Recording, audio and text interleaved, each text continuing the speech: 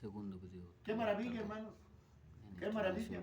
Sí, porque Él es el que va a reinar aquí. Y ahora no es porque hable yo mal de los demás, de las demás denominaciones, pero no creo que les prediquen de esto en las demás denominaciones.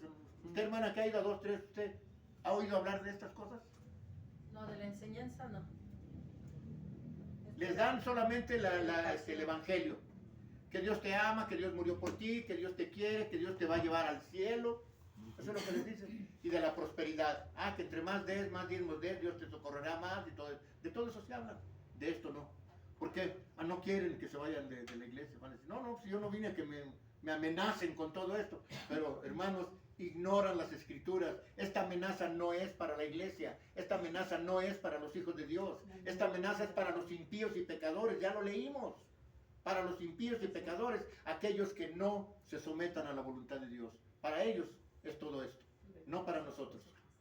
Así que entonces, amados hermanos, dice ahora en Apocalipsis 20:11, recuerden, todos estos textos nos están dando la historia completa.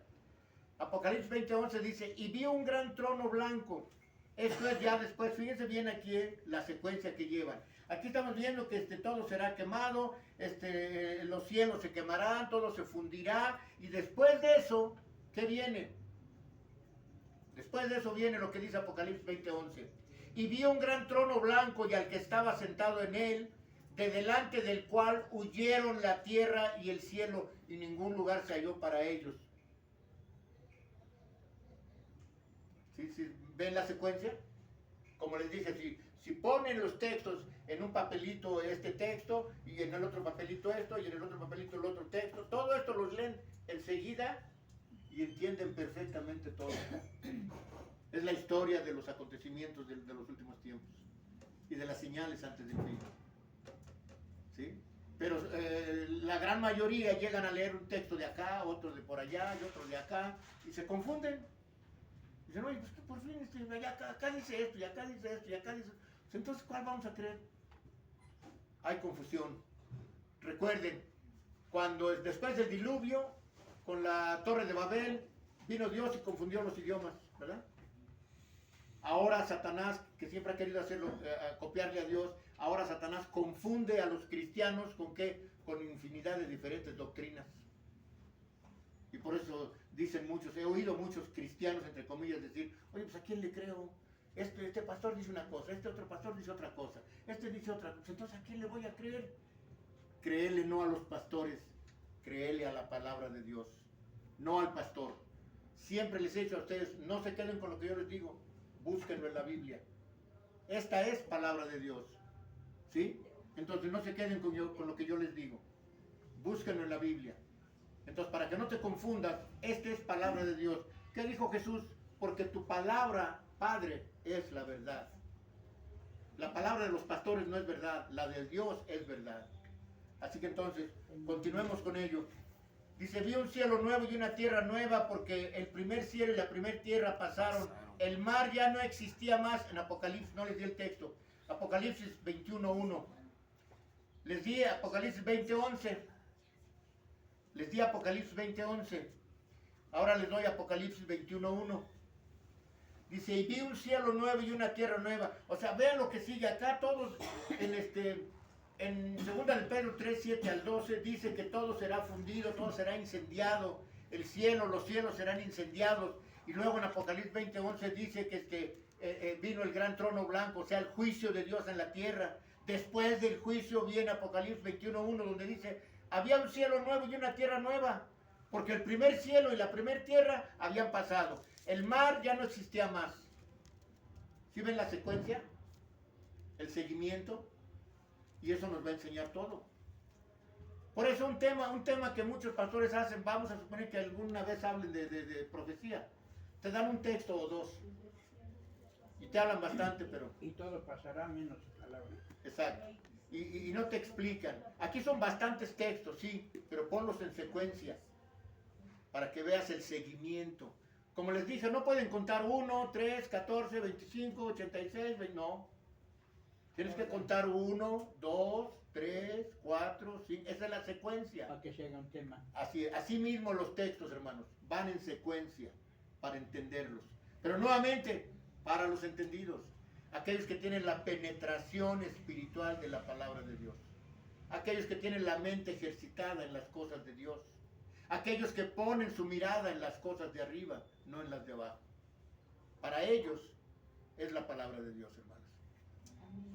Así que entonces, recuerden que les he venido diciendo, mis hermanos, que cuando analizamos estos textos en secuencia, los vamos a comprender.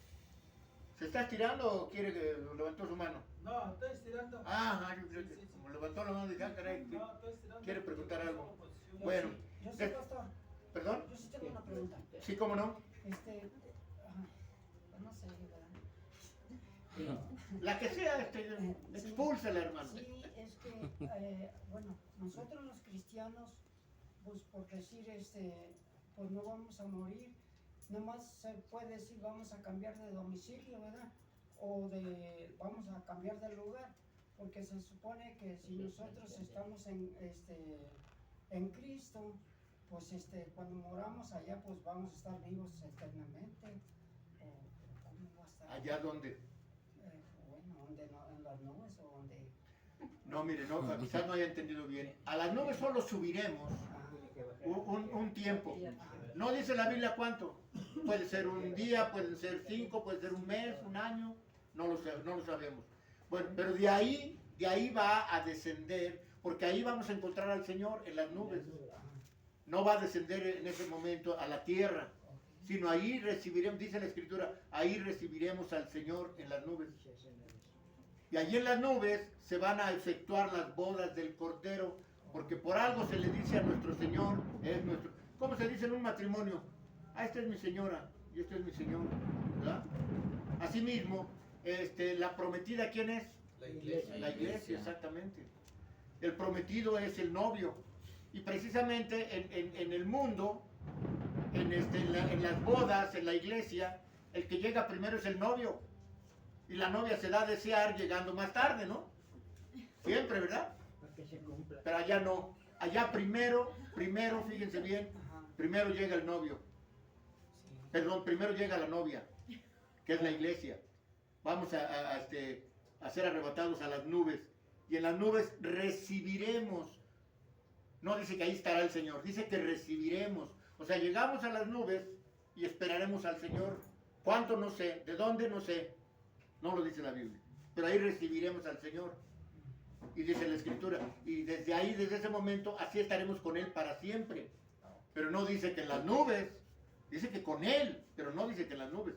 Ya cuando se efectúen las bodas del Cordero en las nubes, descenderá toda la iglesia que fueron arrebatados, que serán millones de gentes. Descenderían con Cristo, ¿sí? Principalmente a Jerusalén, porque de ahí es donde va a gobernar los 1000 años Jesús. Y entonces van a bajar las gentes, tampoco nos dice que van a bajar todos ahí mismo, o unos acá, otros allá, no lo dice la Biblia. Pero sí nos dice que vamos a descender, entonces sí ya baja Jesús hasta la tierra, pero primero baja solo a las nubes. Viene y desciende, dice la Escritura, del cielo de Dios, no de estos cielos, sino del cielo de Dios, que es el tercer cielo. No sé si eso contestó a su pregunta.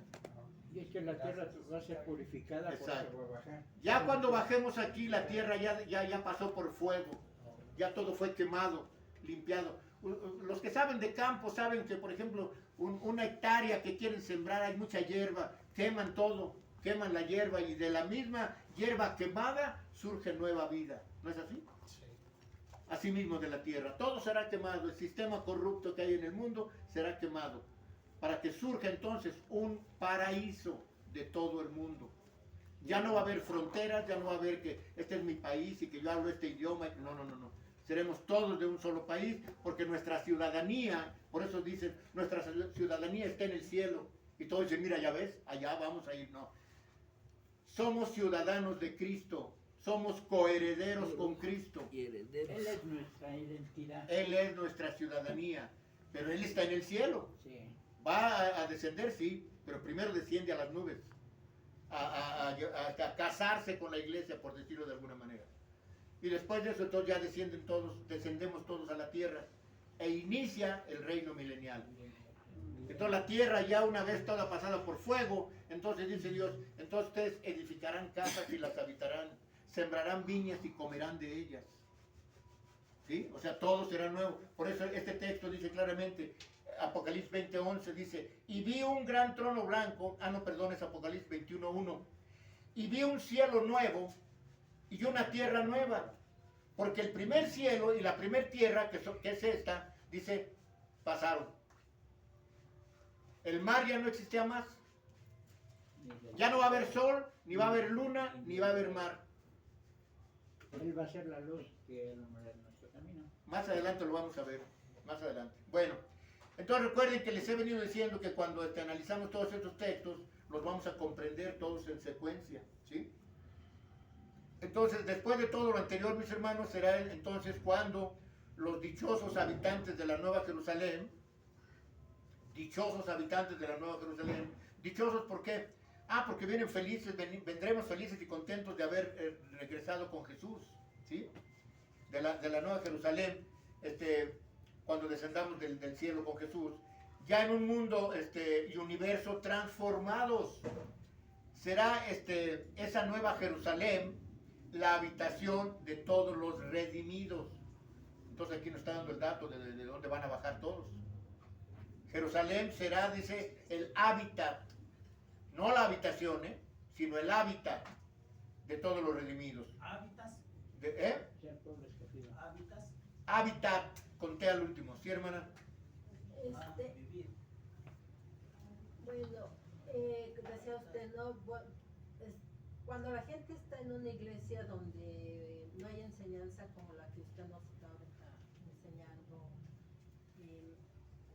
pero si la gente que está ahí ha aprendido a llevar, a guardar los mandamientos de Dios, a guardar la palabra de Dios, es gente que da un buen testimonio, pero no hay enseñanza, ahí esas personas se pierden o qué pasa. Bueno, la cuestión es esta, mi hermana. Siempre lo he dicho de esta manera. La culpabilidad vean ustedes, el pueblo de Israel se perdió por falta de conocimiento. Entonces, la culpabilidad de no tener el conocimiento principalmente recae en los pastores. ¿Por qué? Porque los pastores tenemos la responsabilidad, no obligación, porque nada es obligatorio, la responsabilidad de edificar a la iglesia. ¿Qué significa edificar a la iglesia? Es como cuando construyes un edificio, estás edificando un edificio, ¿no? Estás haciéndolo crecer el edificio. Asimismo, mi responsabilidad es edificarlos a ustedes. ¿En dónde? En la palabra de Dios, no en el mundo. Porque recuerden esos dos cimientos. El que edifica su casa sobre la roca, vendrán vientos huracanados y tormentas y golpearán sobre esa casa y no caerá. Pero la roca es Cristo. Pero el que edifica su casa sobre la arena, que es el mundo, vendrán vientos huracanados, golpearán sobre esa casa y grande será su destrucción. Entonces yo tengo que edificarlos en la roca, no en el mundo, no en la arena, sino en la roca. Pero eso no lo entienden muchos pastores. Y le siguen dando, decía mi abuelita, tonito con el dedo. Quiere decir la lechita de los primeros rudimentos de la palabra de Dios, que se llama evangelio. ¿Es bueno predicar el evangelio? Claro, Jesús fue lo primero que predicó, fue enviado a predicar las buenas nuevas, o sea, el evangelio. Pero no se pierde la gente. No se pierde. Pero, déjame terminar, de ahí se tiene que predicar evangelio, doctrina y profecía. 3 factores con los cuales vas a edificar a la iglesia. Pero en la mayoría no te predican los otros 2, que es doctrina y profecía. Solo te dan evangelio. Entonces, la mayoría de culpa es de los pastores, pero también la culpa es de la congregación. ¿Por qué? Porque todo lo dan por hecho. Todo lo que el pastor predica, pues lo predicó el pastor. O en la iglesia católica, pues lo dijo el padrecito. Y como es el padrecito, pues se la creen. Como es el pastor, pues el pastor lo predicó, debe ser cierto. No. Les digo, mi historial ya se los he dicho muchas veces. Yo me metí en problemas con todos mis pastores antes de ser pastor, porque a todos los cuestionaba. Oye, hermano, ¿cómo es esto? Todavía a José Luis no lo conociste tú aquí en Parajes, Zacatepec. No. Un chaparridor de ustedes. Y yo estoy para darles a ustedes respuestas. No para confundirlos, sino para darles respuestas. ¿Sí? Entonces, la mayoría de culpa es del pastor, pero mucha culpa es de ustedes que no preguntan. Por eso yo implementé algo que en ninguna congregación he visto: el espacio de preguntas y respuestas. Y si me animo a que me pregunten, es porque tengo conocimiento, modestia aparte de la palabra de Dios. No me jacto de tenerlo, porque no es mío, es de Dios. Yo no presumo de que yo soy muy inteligente. No. Dios me libre de ello. Lo que yo sé, Dios me lo ha dado a saber. A Él sea la gloria y la honra, no a mí. A Dios sea la gloria y la honra. Entonces ese es el problema con la mayoría de denominaciones, que la congregación perdieron la capacidad de cuestionar. Oiga, pastor, yo no entendí esto. ¿Cómo? Y es que no puedes cuestionar al pastor porque todos están en el culto. Y cuando acaba el culto, el pastor se va y viene hasta la otra semana. Y ya no hubo tiempo. Sí, ¿Contestó eso sus preguntas, hermano? sí, sí, hermano. Bueno, se fue la luz. Bueno, entonces, hermanos, déjenme ver dónde nos quedamos. Así. Se fue la luz. Estamos en tinieblas. Se fueron todos. Entonces, era nueva, dice, esa nueva Jerusalén va a ser el hábitat para todos los redimidos.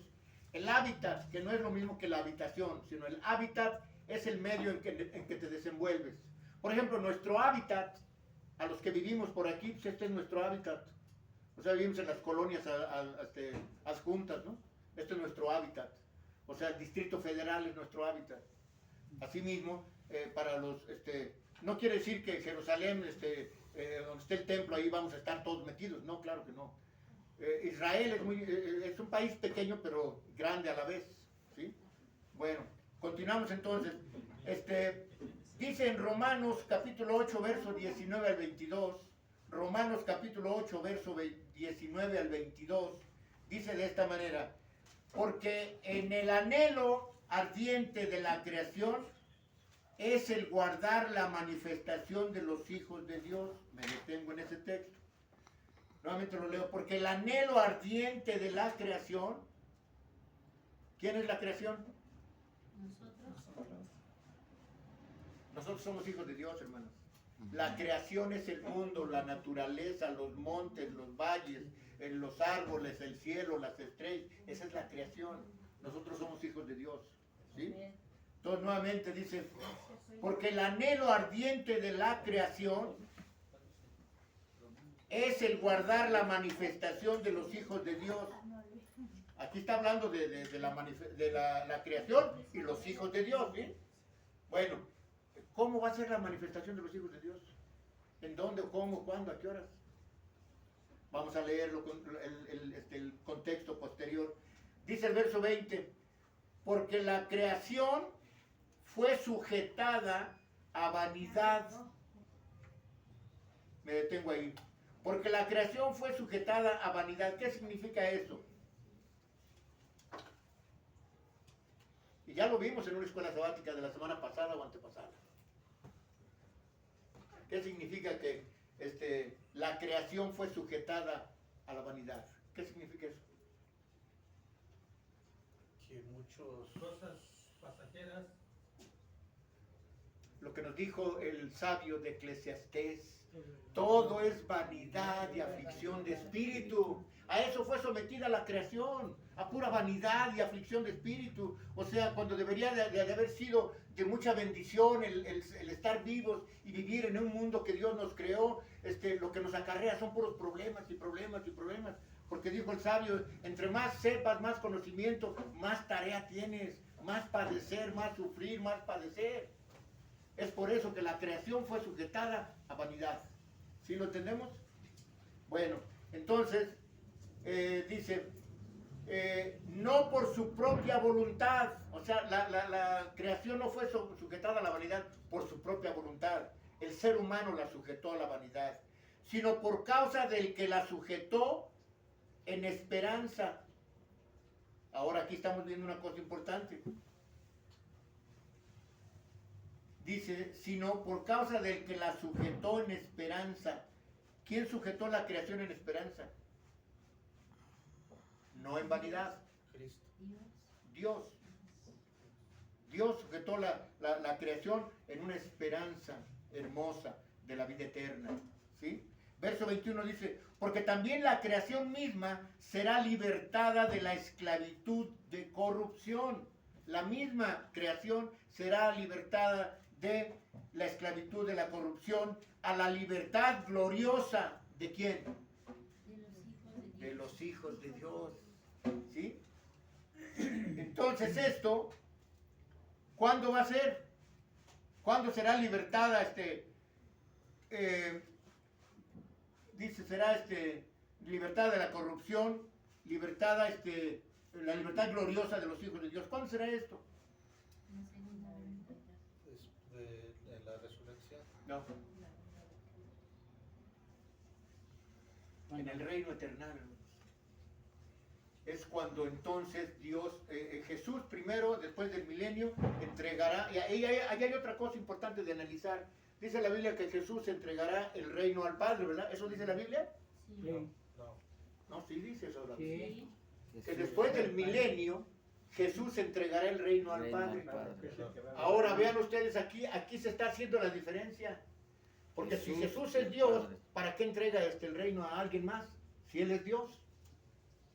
Pero ahí dice que Jesús entregará el reino al Padre. ¿No dice así la Biblia?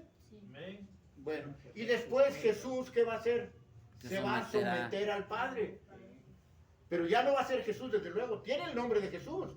Y dice Apocalipsis 14:14, dice que viene uno semejante al Hijo del Hombre. O sea, semejante a Jesús, pero no es Jesús. Es el Hijo unigénito. Es el unigénito Hijo de Dios que salió del Padre. Porque Jesús lo manifiesta, pero el que está en Él es el unigénito y el Padre. Dijo Jesús, yo salí del Padre y vuelvo al Padre. Ahora, ¿el hombre Jesús estaba dentro del Padre? No. Él nace del vientre de María en la tierra, aquí en la tierra. Entonces, ¿quién estaba en el seno del Padre? El unigénito Hijo de Dios, que es el que devuelve el reino al Padre y el que vuelve al Padre. ¿Sí estamos entendiendo eso? Entrega al reino. Exacto. Y entonces después ya al último de todo esto, ¿qué es lo que manifiesta ahora el verdadero Padre? No el verdadero, quiero decir el único Dios verdadero.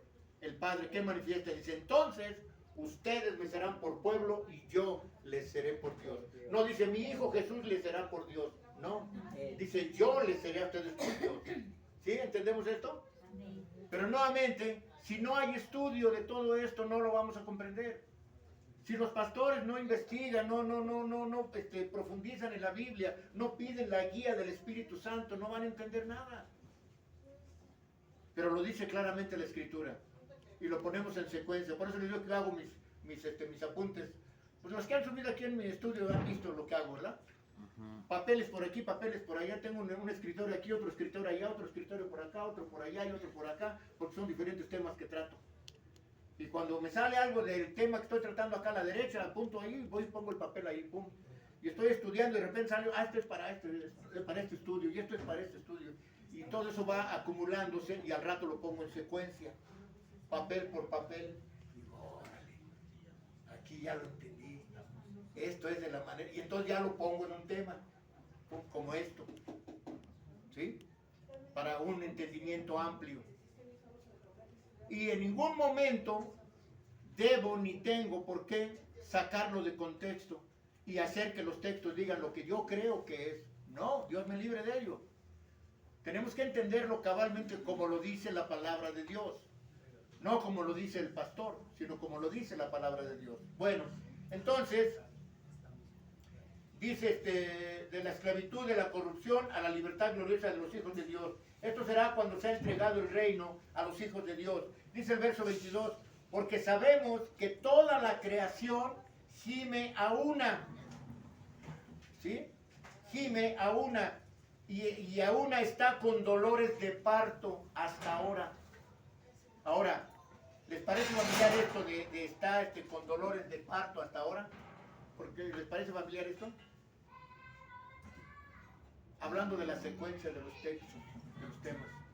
Empecé leyéndoles textos donde dice que estos tiempos son similares a un parto y que estamos con principios de dolores.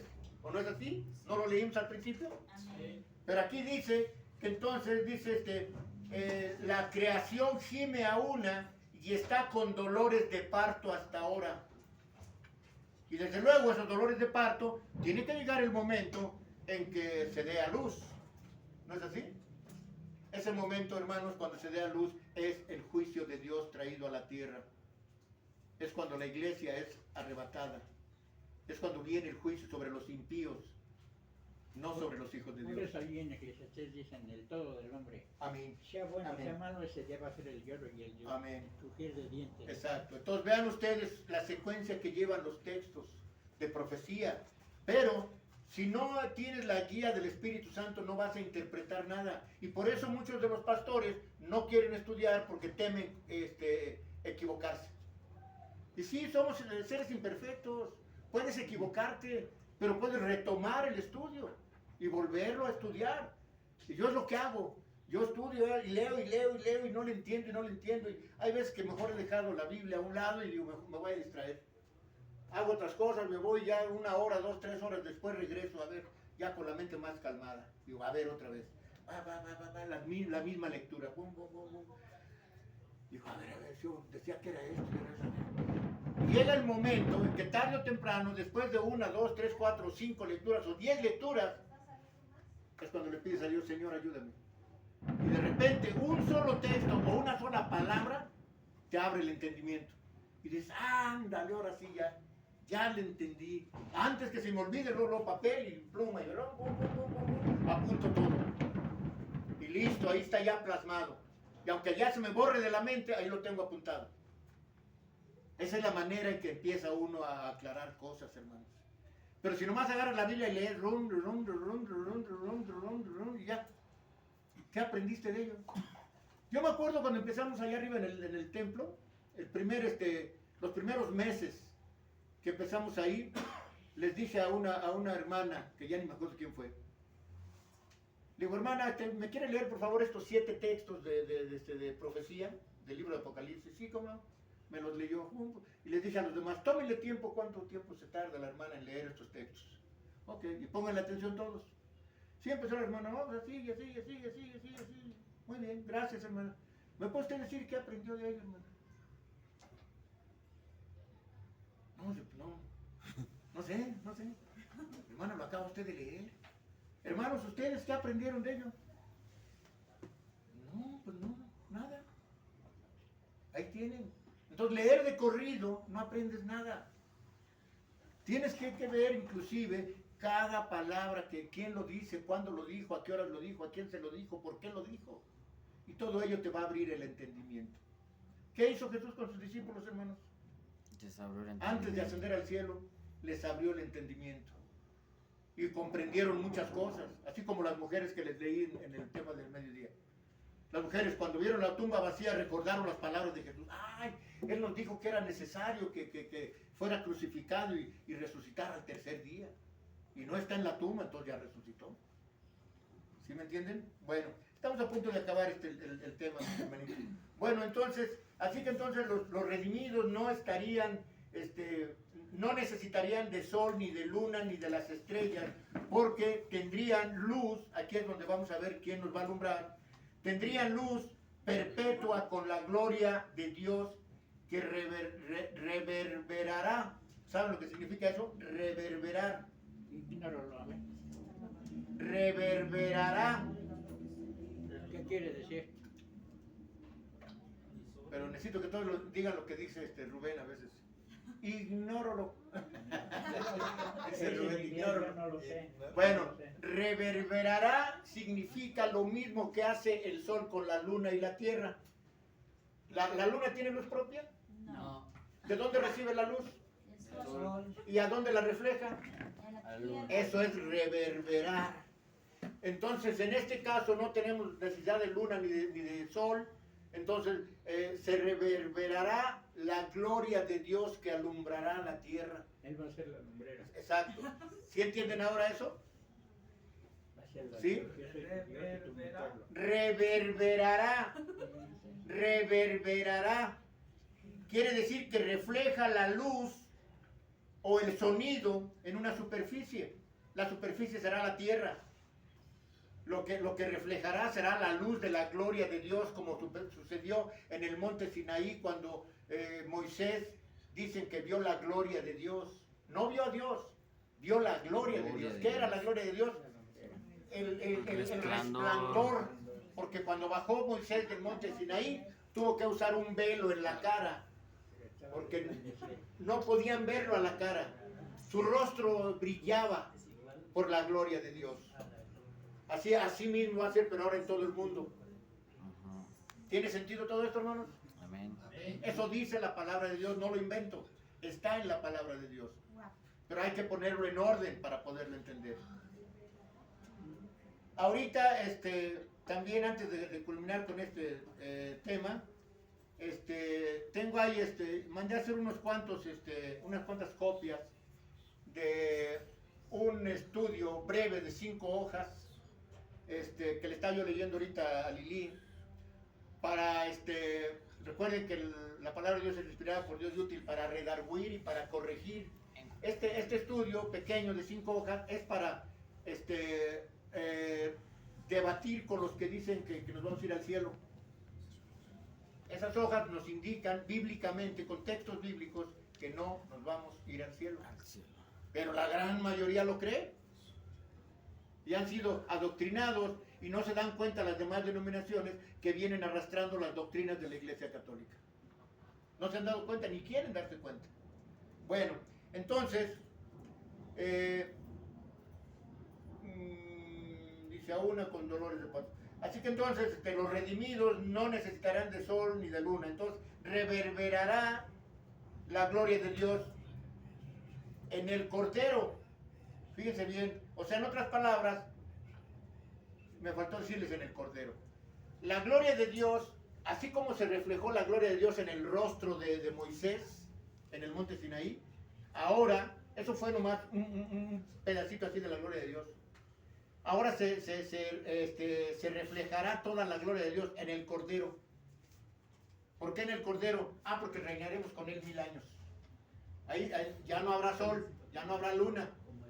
Entonces la gloria de Dios en el Cordero, o sea, en el semejante al Hijo del Hombre, que no va a ser ya el Hijo del Hombre, en Él va a reflejarse la gloria de Dios y va a alumbrar a toda la tierra. ¿Sí? Eso dice la Escritura. Así que entonces, veamos Apocalipsis 21-23. Apocalipsis 21-23.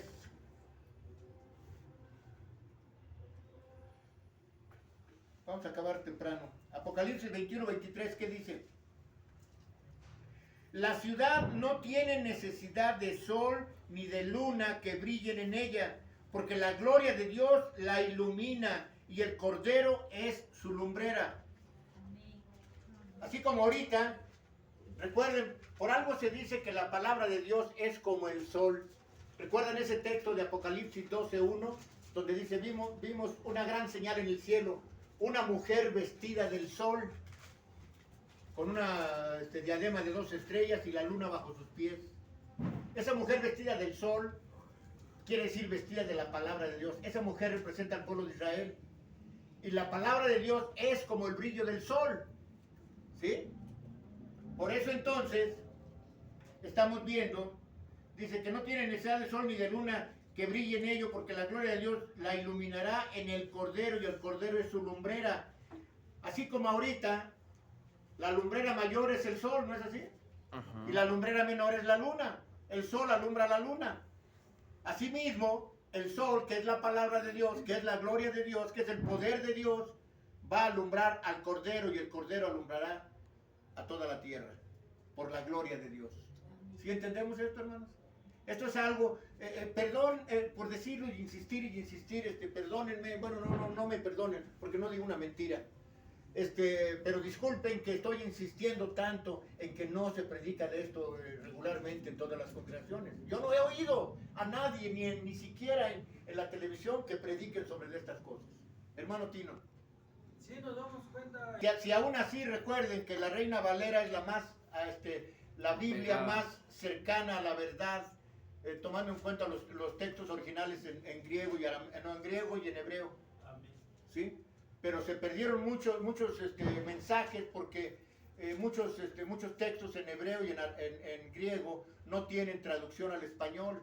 y solo ponen un equivalente, y ese equivalente desvía el verdadero mensaje del texto. Sí. Por eso la versión Reina Valera es la más apegada a la verdad, ¿sí? Bueno, entonces, dice ¿dónde nos quedamos ahí? En Apocalipsis 22:5, ¿verdad? No habrá ya más noche ni tiene necesidad de luz. Bueno, 21-23. 21:23, ¿vimos? Sí. Sí, Apocalipsis. Ah, sí, 21:23, muy bien. Ahora es Apocalipsis 22:5. Apocalipsis 22:5, vean la secuencia de los textos. Dice, no habrá allí más noche y no tienen necesidad de luz de lámpara ni de luz del sol, porque Dios el Señor los iluminará y reinarán por los siglos de los siglos. Dios, dice, los alumbrará el Señor, porque Dios el Señor los iluminará y reinarán por los siglos de los siglos. Esto ya es en el reino eternal, ¿sí? Bueno, noten esto, hermanos, noten esto que les voy a decir. Ese fue que... Apocalipsis 22:5. Gracias. Noten esto, hermanos. Cuando Jesús murió, el sol se eclipsó sobrenaturalmente. ¿Sí se acuerdan de eso? Lo dice la Escritura. Cuando Jesús muere en la cruz, el sol se eclipsa. Pero era un eclipsis natural. Porque nadie ha puesto atención a eso. Nadie toma en cuenta que el sol sí se eclipsó. Se oscureció. Sobrenaturalmente, no naturalmente, sobrenaturalmente. Pero eso es imposible porque no se podía hacer un eclipse con la luna llena. Y en ese entonces estaba la luna llena. Y no puede haber un eclipse con luna llena. Entonces, ¿por qué se eclipsó? Precisamente en remembranza de lo que va a suceder en estos tiempos. Pero nuevamente, quien no pone atención a esos pequeños detalles, que pasan muy desapercibidos para muchos. Pero nuevamente, tenemos que poner mucha atención a eso. Y esto solo para los entendidos, hermanos. Que el juicio de todo el mundo pensaba sobre Jesús. O sea, cuando Jesús murió, el sol se eclipsó sobrenaturalmente, y esto para dar a entender que el juicio de todo el mundo pesaba sobre Jesús. Esto es lo que nos dio a entender eso del eclipse, que el juicio de Jesús, que el juicio de Dios viene por medio de Jesús a la tierra. El día grande del Señor, ¿verdad? Eso es lo que dice la Escritura. El día grande de Jehová. Ahora en 2 de Corintios capítulo 5, verso 19 al 21. Estamos a punto ya de terminar el tema, 2 de Corintios capítulo 5, verso 19 al 21 dice que Dios estaba en Cristo. Analícenlo, por eso les digo que poner atención. Dice ahí que Dios, por favor, sitúense en esta cita, porque quiero que analicen algo rápido. 2 de Corintios 5, 19 al 21. Abran su Biblia en 2 de Corintios capítulo 5, verso 19 al 21. Abran su Biblia en 2 de Corintios capítulo 5, verso 19 al 21. Y es algo que nadie presta atención a estas cosas. 2 de Corintios capítulo 5, verso 19 al 21. ¿Ya lo tienen ahí? Amén. ¿Cómo empieza diciendo? Que Dios Dice que estaba en Cristo. reconciliando consigo al mundo. Ahí deténganse. Ahora, dice que Dios estaba con Cristo. En. Ahora, ¿qué podemos analizar de eso? Y Dios estaba en Cristo. ¿Qué podemos analizar de eso? Que Si llevamos este texto a Juan 14:10, Dios les abre el entendimiento, hermano. Si llevamos este texto a Juan 14:10. ¿Qué dice Juan 14:10?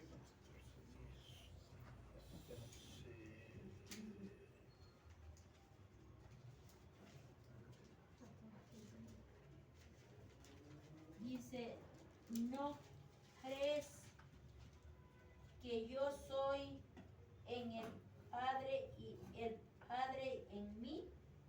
La palabra que yo os hablo, no las hablo por mi propia cuenta, sino que el Padre que mora en mí, Él hace las obras. Amén. El Padre, no dice el Padre que está con Él, No dice que mora en él. Y aquí este texto no dice que Dios estaba con Cristo. No, dice que Dios estaba ¿dónde? En Cristo. ¿Sí lo entendemos o no? Así está escrito. Porque el Padre mora en él. Así es. Entonces Dios no estaba con, estaba en Cristo. Porque ahí lo leyó mi hermana en Juan 14:10. Las palabras que yo les hablo no las hablo yo, sino el Padre que mora en mí. O sea que está en mí. ¿Sí? Y les digo, eso es donde hay que poner atención a todas esas cosas. Dice que Dios estaba en Cristo, no dice con Cristo, sino en Cristo, reconciliando consigo al mundo, no tomándoles en cuenta a los hombres sus pecados, y nos entregó a nosotros. ¿Quiénes somos nosotros? Gracias. ¿Quién es? La iglesia. Y nos entregó a nosotros la palabra de la reconciliación. Que está, desde luego, no lo busquen, pero está en 2 Corintios capítulo 5. Tenemos que reconciliar al mundo con Dios.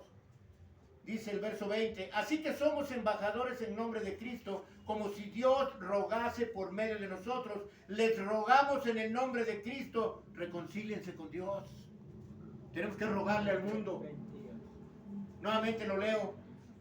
Dice, como si Dios, esto es a Jesús, Verso 21. dice, por nosotros lo hizo pecado. ¿Por qué? Porque lo puso en la cruz en pago a nuestros pecados.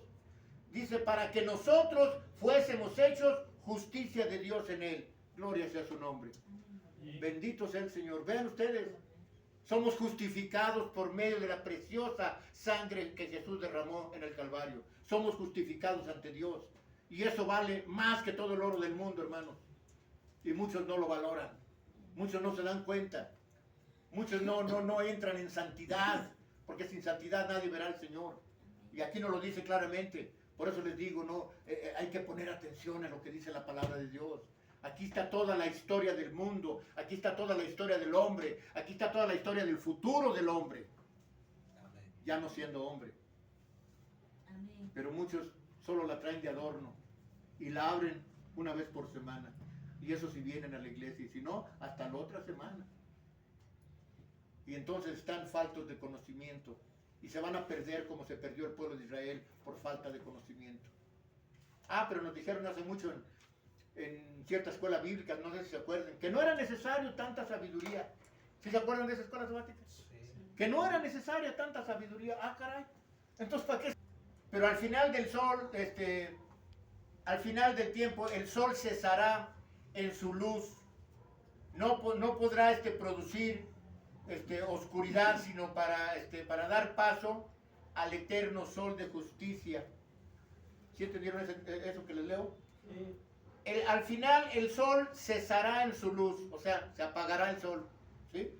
No para producir oscuridad, o sea, dice que el sol se oscurecerá, pero no para producir oscuridad para nosotros. Se oscurecerá para los impíos y pecadores, no para nosotros, sino para dar paso al eterno sol de justicia. Ahora, ¿cómo es eso? Si ya no vamos a tener sol, ¿cuál es el eterno sol de justicia? La gloria de Dios. La gloria de Dios. Por favor, véanlo en Malaquías capítulo 4, verso 2. Véanlo en Malaquías capítulo 4, verso 2. ¿Qué dice? Alguien que lo lea en voz alta. Malaquías 4, 2.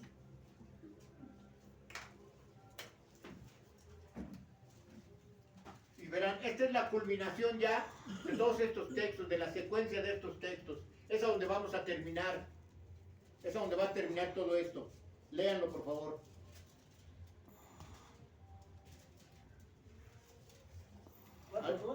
Malaquías 4:2. Dice, mas a vosotros los que teméis mi nombre, nacerá el sol de justicia, y en sus alas traerá salvación, y Saldréis y saltaréis como becerros de la manada. Como becerros de la manada. ¿Entendemos eso o no? El sol de justicia. ¿Cuál es el eterno sol de justicia? Si ya no vamos a necesitar sol. Dios mismo. Exacto. Y para los que temen mi nombre, dice, saldrá el sol de justicia. ¿Quién? Dios. Y cuando eso sucede, hermanos, dice, saltarán de gusto como saltan los becerros de la manada. Como danzaba David. Los becerritos cuando tenemos 1000 años. En sus alas traerá la salvación. Porque recuerden, la luz de la gloria de Dios reflejará sobre el Cordero de Dios, que ahora será nuestra lumbrera, el Cordero de Dios. Lo acabamos de leer, hermanos.